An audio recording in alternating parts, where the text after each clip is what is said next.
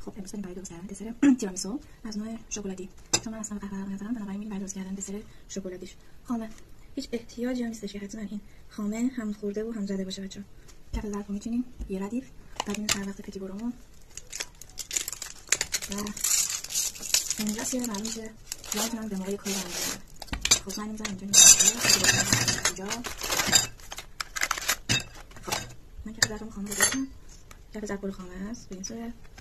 خب بچه‌ها نگاه کن، این لایه اول پر خامه قشنگ مسطح کردم، حالا این برش نریز کویتا یک بار قشنگ بزنید داخل هات چاکلت و به این صورت بیاین بچینید داخل ظرف. همین، هیچ کاری به خودتون نداره. شما برای مهمونیتون یه دسر خیلی خیلی خوشمزه دارید به اسم تیرامیسو.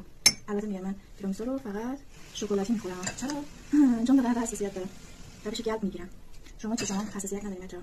هر کسی حساسیت داره بذاره کامنت که من بدونم که خودم تنها نیستم. خیلی روزی از کار. خب بچه‌ها مزه کاره داریم ببینیم که بافتش چه صورت شده. من یه برش میزنم ببینیم نظرتون راجع به این برش چیه. خیلی خوشمزه باشه. مریض شاید می‌کنم حتما امتحان کنید. خدایا پرفکت.